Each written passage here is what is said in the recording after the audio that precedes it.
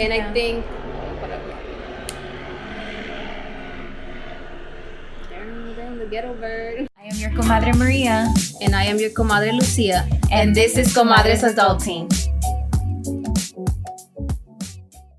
Welcome everyone to episode 3 of Comadres Adulting. In this episode, we're going to be talking about our money mistakes. So tell us, Maria. So first question of the day. Yeah. So what were some of your money mistakes? Oh, girl. That you got when you first started your salaried job? Some of the money mistakes I did as a young, I first got my first paycheck as a teacher. That was my very first real job. Yeah. And it was not budgeting, eating out too much. Teaching is such a stressful job that I would go do my happy hours, and $5 margaritas turned into like $29.99, fries, chicken wings, and all that shenanigans. And I think that's one thing that many people do, and I think we don't talk about it, is avoiding looking at our statements. I avoided looking at my statements. Every month I was like, I just want to know how much I have, and that's it. Yeah. What about you, Maria? I think that the not budgeting one was right. I was at a point where I was still living with my parents, and so I wasn't like paying as much rent as I would have had I moved out by myself. So not that money wasn't being saved, it was just, I was just spending it on things that I didn't need. Clothes, shoes. Looking back now, I wish I would have saved that money. Ooh, how much money, Maria? I remember my wake up call was, it was during tax season. So I had gotten a little bit of my refund, but that meant that I had spent that month around $900 just on food, on eating out. Of course, not just on myself, on like taking out my family and stuff like that.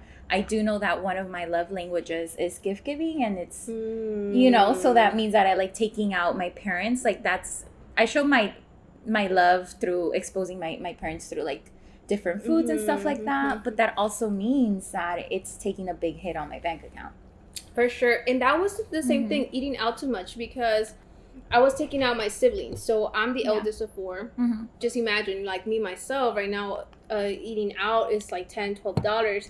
If you're taking 3 other people, I remember spending average like $60 every time. And I love them, and they're probably watching this video, and they're like, why is she saying this? But I think once I started budgeting, that was definitely one of the things they missed, and I missed too. Because it's an experience, right? To have that going out that you don't tend to have before, like when you don't have money.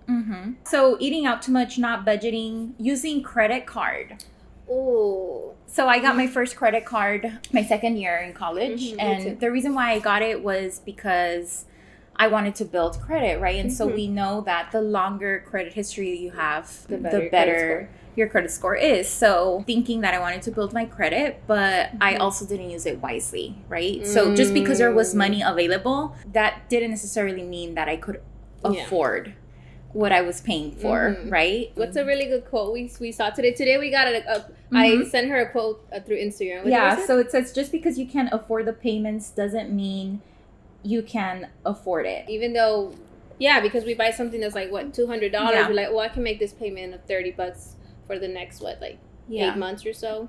But they add up. The interest adds up, for sure. And so the second question I have for you, Lucy, is what do you wish you would have known? Everything.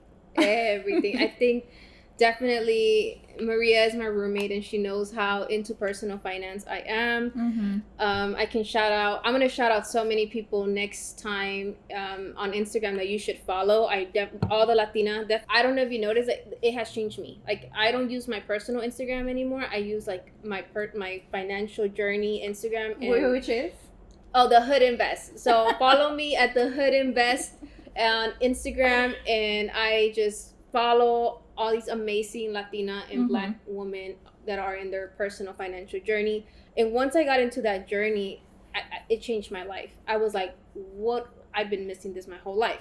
Like, I realized at age 22 that if I would have invested in Netflix, Facebook, I would have been rich now. And I'm like, shit. But instead you were subscribing to them. I was subscribing to them. And so what things I should have known for sure is like the investing in the Roth IRA that I was like, did not know that until I was like 23, 24 years old. So what is the Roth IRA? Roth IRA is basically a personal retirement account. So the reason why Roth IRA and retirement accounts, personal retirement accounts, are important is because basically, in little words, Social Security is going to the toilet and it's probably not going to exist by the time we get old.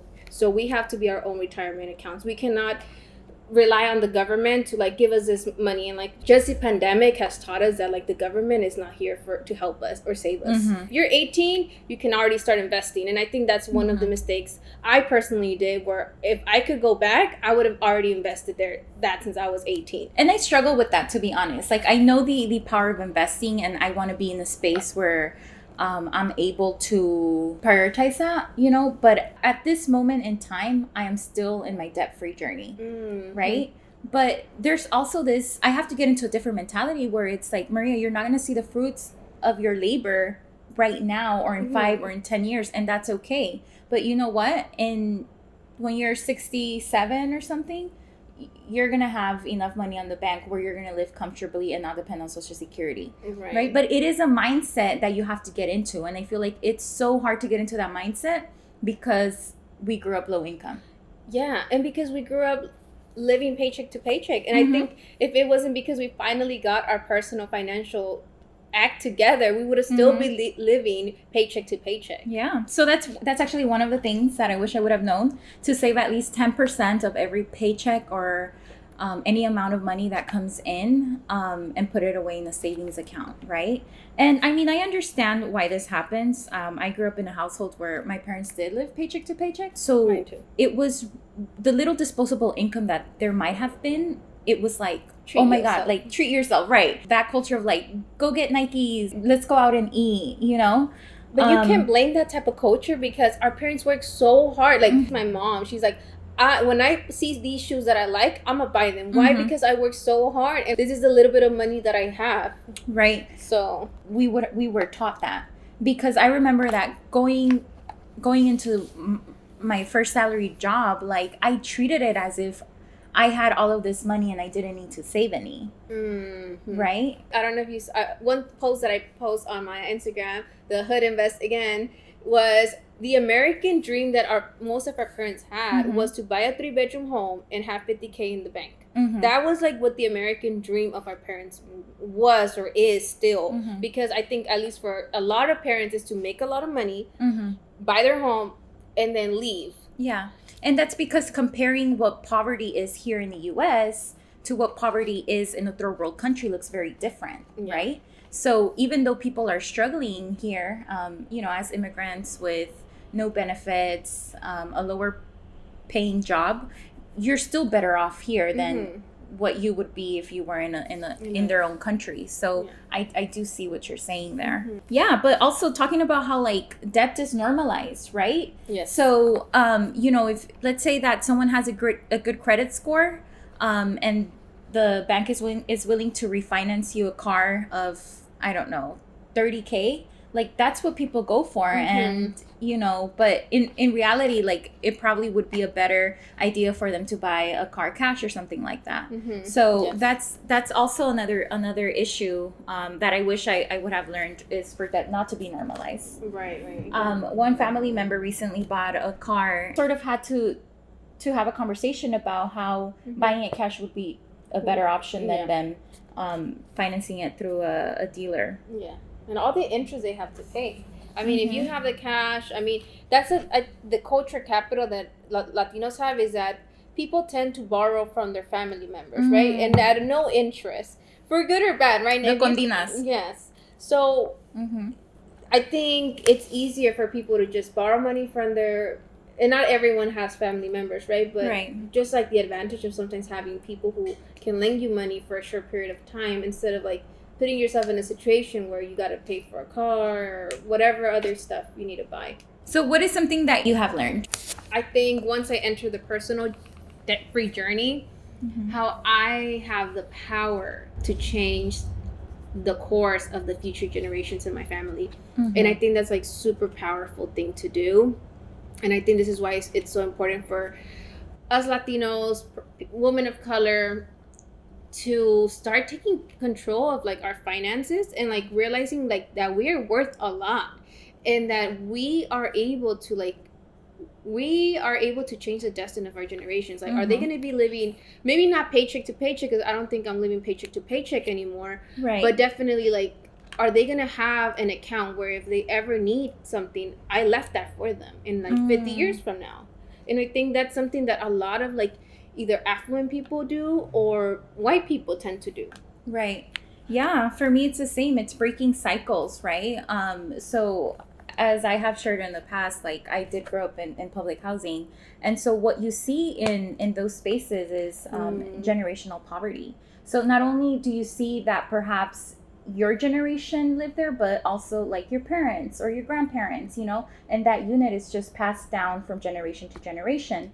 And it's like a culture of conformity, right? Like, I'm good here. I pay, the rule of thumb is that you pay 30% of whatever your income is. So, you know, why bother? Why say why? And I know that there is a lot more that comes into play than that. People are struggling financially.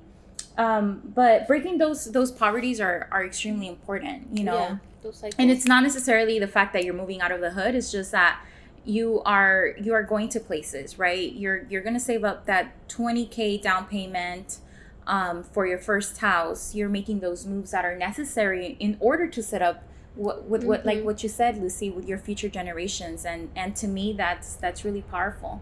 Yeah, you're basically giving your family a pot of gold, in other words, like that they can always go to. Sometimes you don't see it because you're the first one doing this. And I think that's what we have to give ourselves a lot of credit, where we're like the first generation in so many things. Right. First generation to go to college, first generation to have a profession, first generation to start like opening the Roth IRA, first generation to start investing. And I think sometimes it's so scary. Like sometimes I even tell Maria, I cry, I'm nervous, I'm like, girl, like I'm about to do this, but I don't know how to do it, because we're the first generation of doing things.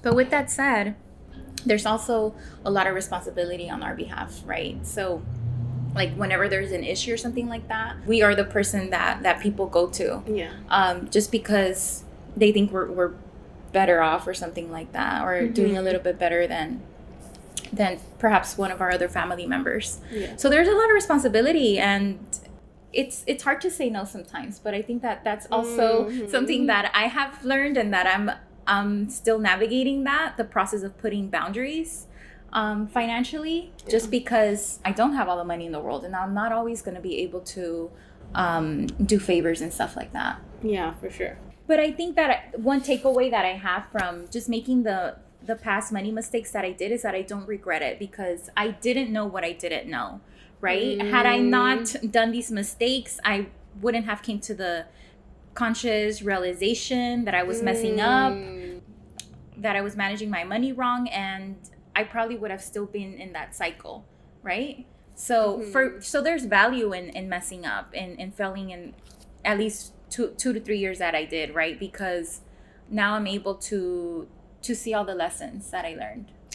Yeah, so I'm gonna shout out like this podcast I listen to, Yo Quiero Dinero, and she's always like, what is your money mantra? So she has a lot of amazing people visit her, interview them, and like she's like, so what is your money mantra? And I think what you said was really powerful.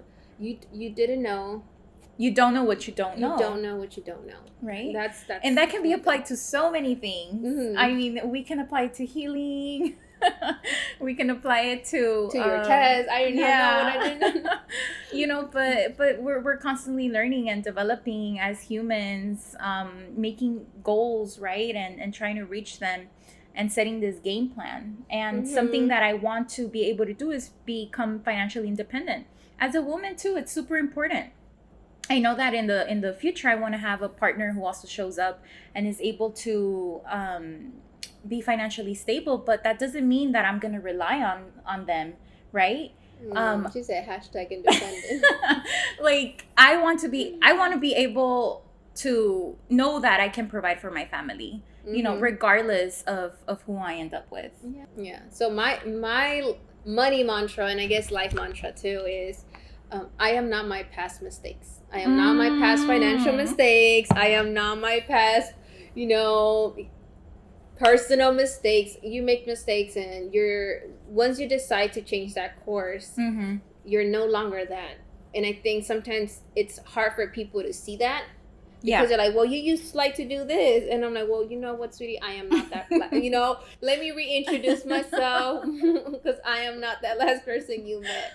Right. I mean, I am better. 21-year-old Lucy was very different.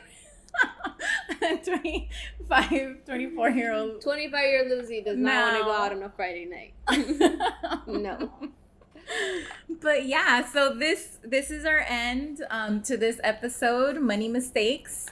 How about you tell us some of your money mistakes? Yeah, so everyone who's watching this video right now, thank you for watching. If you are watching all the way now, make sure to like, subscribe our channel, comment what were some money mistakes, or maybe some of you had really, really good not really good parents, but maybe some of your parents had really good advice for you. I mean, we love our parents, but there's some things we were just not taught by them.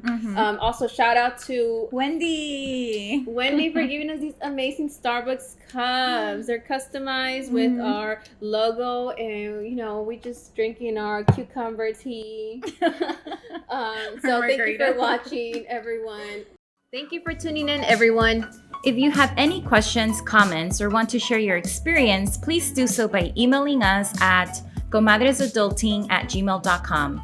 I am your comadre Maria. And I am your comadre Lucia. And this was Comadres Adulting.